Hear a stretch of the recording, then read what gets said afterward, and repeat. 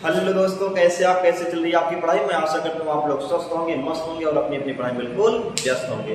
दोस्तों, आज की क्लास में हम आप लोगों को पढ़ाने वाले हैं रासायनिक अभिक्रिया एवं समीकरण।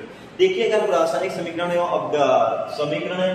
एवं अभिक्रिया की अगर हम बात करते हैं तो आप सबको पता है कि प्रत्येक पदार्थ जो होता है, प्रत्येक पदार्थ लगातार कुछ न कुछ में परिवर्तन होते रहते हैं। चाहे आपका अस्थायी परिवर्तन हो, चाहे आपका अस्थायी, चाहे आपका उत्क्रमणीय या चाहे आपका अनुत्क्रमणीय, किसी भी प्रकार का परिवर्तन हो, लगातार परिवर्तन होता रहता है। लेकिन यहाँ पर परिवर्तन को मुख्यतः देखा जाए तो आपके दो, एक आपका रासायनिक परिवर्तन, एक आपका भौतिक परिवर्तन। एक आपका मान लेते हैं यहाँ भौतिक परिवर्तन है, एक भौतिक परिवर्तन, दूसरा आपका होगा रासायनिक परिवर्तन। एक भौतिक परिवर्तन, दूसरा क्या है दोस्तों आपका रासायनिक परिवर्तन। देखिएगा, भौतिक परिवर्तन के अंतर्गत क्या क्या आते हैं और रासायनिक परिवर्तन के अंतर्गत अगर हम देखें क्या क्या होता है तो बहुत सिंपल सी बात, अगर हम एक एग्जांपल से स्टार्ट करते हैं। मान लीजिए आपके पास कोई जल, क्या है आपके पास एक क्या है जल। अब जल को जब हम क्या करते हैं ठंडा करते हैं। जब हम जल को ठंडा करते हैं तो जल क्या बन जाता है, बर्फ बन जाता है। जब हम जल को क्या करेंगे ठंडा करेंगे तो यहाँ पर क्या बन जाएगा, बर्फ बन जाएगा। लेकिन मेरे दोस्तों आपको पता होगा कि जब जल को हम बर्फ बनाते हैं उस कंडीशन में इसके आकृति और आयतन में क्या होता है, परिवर्तन हो जाता है। इसकी आकृति और आयतन क्या हो जाता है, परिवर्तन होगा। आकृति में परिवर्तन होता है और आयतन में क्या हो जाता है, परिवर्तन हो जाता है। आकृति और घनत्व, आकृति एवं घनत्व में क्या हो जाता है, परिवर्तन होगा। और पता है कि अगर घनत्व परिवर्तन होगा तो घनत्व परिवर्तन के आधार पर आपका आयतन में भी क्या हो जाता है, परिवर्तन हो जाता है। आयतन में भी क्या हो जाएगा, परिवर्तन होता है। लेकिन अगर बात किया जाए पुनः हम बर्फ को थोड़ा ठंडा होने, बर्फ को थोड़ा सा गर्म करें तो क्या हो जाता है, पुनः क्या बन जाएगा, आपका जल बन जाता है। पुनः क्या बन जाता है, आपका जल बन जाएगा। तो इस कंडीशन में अगर हम ध्यान दें कि जल तो आपका क्या होगा, बर्फ था, जल को हमने क्या बनाया, जल क्या बनाया, बर्फ बनाया। बर्फ में क्या हुआ, जल को जब हमने बर्फ बनाया उस कंडीशन में आकृति में और घनत्व में क्या डेंसिटी में आपका अंतर हो क्या हुआ, डिफरेंट हुआ।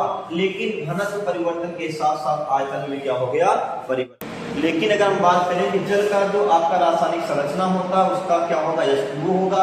और बर्फ बनेगा वहां पर भी रासायनिक संरचना क्या होता है, H2O ही होता है। लेकिन एक बात याद कर लेना, रासायनिक इसमें क्या होता है, अगर आप लोग एक बोतल पानी, 1 लीटर पानी को बर्फ बनाते हो, 1 लीटर पानी को आपने क्या बनाया, बर्फ बनाया, तो पुनः अगर बर्फ को हम पानी बना दे तो आपको 1 लीटर फिर से पानी मिल जाता है। अर्थात उसके द्रव्यमान में कोई परिवर्तन नहीं होता।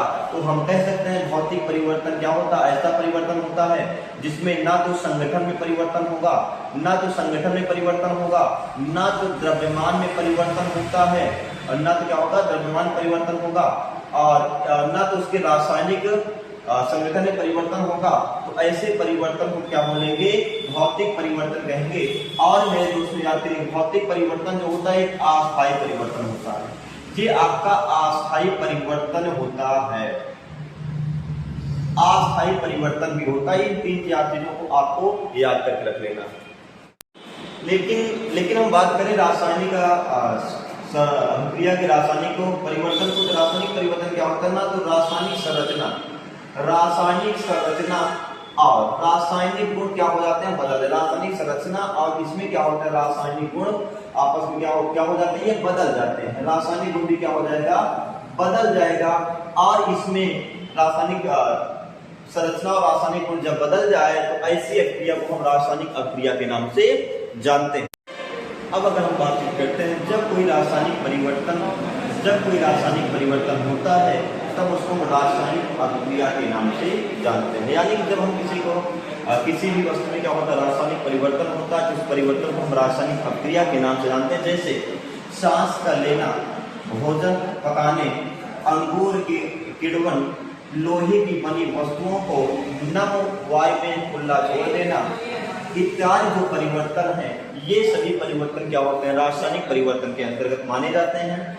और इसमें आपको जैसे बताया जाए कि जब हम खुले कमरे के ताप पर किसी दूध को खुला छोड़ देते हैं तो उसमें भी जो, अब हम कैसे पता करें कि रासायनिक अभिक्रिया हुई है नहीं हुई है, अब इन रासायनिक अभिक्रियाओं को पता करने के लिए आपको 4 प्रेक्षण बताए गए हैं। इन प्रेक्षणों की सहायता से आप पता कर सकते हैं किसी पदार्थ में, किसी वस्तु में रासायनिक परिवर्तन हुआ या नहीं। अगर उसकी अवस्था में परिवर्तन हो जाए, अगर उसकी अवस्था में परिवर्तन होगा, समझ लीजिएगा आपका क्या होगा, रासायनिक परिवर्तन हुआ है। रंग में परिवर्तन हो और गैस का निकलना यानी गैस का उत्सर्जन होना और तापमान में अगर परिवर्तन होता है, इन सभी प्रेक्षणों के माध्यम से आप बता सकते हैं कि रासायनिक अभिक्रिया हुई है। रासायनिक अभिक्रिया को पहचानने के लिए इन 4 प्रेक्षण को याद करना बहुत जरूरी होता है। अब उसके बाद देखेंगे कि जिस पदार्थ में रासायनिक परिवर्तन होता है, जिस पदार्थ में रासायनिक परिवर्तन होता है, उस पदार्थ को हम बोलते हैं अभिकारक। उस पदार्थ को क्या बोले हैं, अभिकारक बोलेंगे। उस पदार्थों को हम क्या बोलते हैं, अभिकारक बोलते हैं। लेकिन अब परिवर्तन के फलस्वरूप जो प्राप्त होता है, जो प्राप्त होगा उसको हम क्या बोलते हैं, जो प्राप्त होता है उसको हम उत्पाद के नाम से जानते, उसको क्या बोलेंगे, उत्पाद के नाम से जानते हैं। जैसे अगर हम कह दें कि आपको शरबत बनाना है, शरबत में आप लोगों ने क्या मिलाते हैं, पहला काम चीनी ले लेते हैं और उसके बाद आप पानी लेते हैं और नींबू लेते हैं, आज बहुत सारी चीजों को मिलाते हैं और अंततः केवल बनता है आपका शरबत। तो यानी कि ये सभी चीजों के रासायनिक इसकी चीजों में क्या होगा, परिवर्तन होगा। तो ये सभी चीजें आपको क्या कहलाएंगे, अभिकारक कहलाती हैं। क्या कहलाती हैं, अभिकारक कहलाती हैं। और उसके बाद आफ्टर ए टेंड और ये आपका जो शरबत बनता है, ये शरबत आपका उत्पाद के नाम से जाना जाए। क्या होगा, ये उत्पाद होता है। हम देखेंगे रासायनिक अभिक्रिया के प्रकार। रासायनिक अभिक्रिया के प्रकार और शॉर्टकट में देखेंगे रासायनिक अभिक्रिया के प्रकार। अब देखिएगा, सबसे पहला अगर प्रकार की बात करते हैं तो रासायनिक अभिक्रिया के जो मुख्य प्रकार, सबसे पहला आपका संयोजन। क्या होगा, संयोजन हो गया। और दूसरा आपका वियोजन, संयोजन हो गया, वियोजन अभिक्रिया हो गई। और तीसरा अगर हम बात करते हैं विस्थापन, डिस्प्लेसमेंट, विस्थापन, द्विविस्थापन, डबल डिस्प्लेसमेंट, द्विविस्थापन, और आपका आएगा उत्क्रमणीय,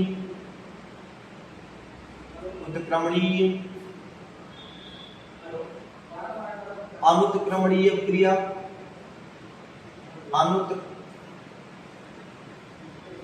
अनुत्क्रमणीय क्रिया। उसके बाद ऊष्माशोषी,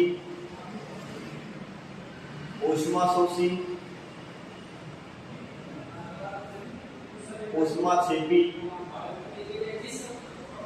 ये प्रमुख आपकी अभिक्रियाएं हैं, ये सभी आपके प्रमुख अभिक्रियाएं हैं। अब एक एक अभिक्रियाओं को बहुत ही शॉर्टकट में हम इसके बाद देखेंगे और आप लोग इसको नोट कर लीजिएगा कि संयोजन, वियोजन, विस्थापन, द्विविस्थापन, उत्क्रमणीय, अनुत्क्रमणीय, ऊष्माशोषी, ऊष्माक्षेपी आदि बहुत आपके इत्यादि आपकी अभिक्रियाएं होती हैं। अब हम डायरेक्ट देखेंगे संयोजन क्रिया क्या होता है। संयोजन क्रिया क्या होता है, जब 2 या 2 से अधिक पदार्थों का आपस संयोग होता है। जब 2 या 2 से अधिक तत्वों या पदार्थों का आपस संयोग होता है, वहां पर संयोजन होगा। संयोजन मतलब जोड़ना, आपस में जोड़ते हैं। जैसे आपका एक हो गया, दूसरा बी हो गया, तो यहाँ पर दोनों के संयोग से एक ही पदार्थ जब बने तो इसको हम बोलते हैं संयोजन क्रिया। जब 2 पदार्थ मिलकर एकल पदार्थ का निर्माण करता है, यानी कि 2 अभिकारक मिलकर के एकल उत्पाद का निर्माण करेगा, तो वहां पर आपका क्या होगा, संयोजन क्रिया। लेकिन वियोजन का मतलब क्या होगा, जब एकल आपका जो अभिकारक है वह 2 या 2 से अधिक उत्पादों में क्या हो जाता है, बढ़ जाएगा, उसको हम बोलते हैं क्या, आपका वियोजन क्रिया के नाम से जानेंगे। लेकिन विस्थापन क्रिया क्या होता है, क्रियाशील कम क्रियाशील तत्व के अधिक क्रियाशील तत्व का होता है, कम क्रियाशील तत्वों को हटा करके उसके साथ बैठ जाते हैं। जैसे आपका A+B है, इसका जब डिस्प्लेसमेंट होगा तो A क्या होगा, ये B क्या करेगा, अधिक क्रियाशील होगा, A को हटा करके B आगे एक स्थान पे बैठ जाएगा, यानी कि बन जाएगा BX प्लस आपका A बन जाता है। और डबल डिस्प्लेसमेंट क्या होता है, अगर AX प्लस आपका BY है, इसमें क्या होता है, AY के साथ और B क्या हो जाएगा, BX आपस में क्या हो जाएंगे, संयोग कर लेते हैं। अब उत्क्रमणीय क्रिया क्या होता है, अगर हम A को B बना दें, A को B बनाया गया है तो पुनः B को हम क्या बनाते हैं, A बनाते हैं।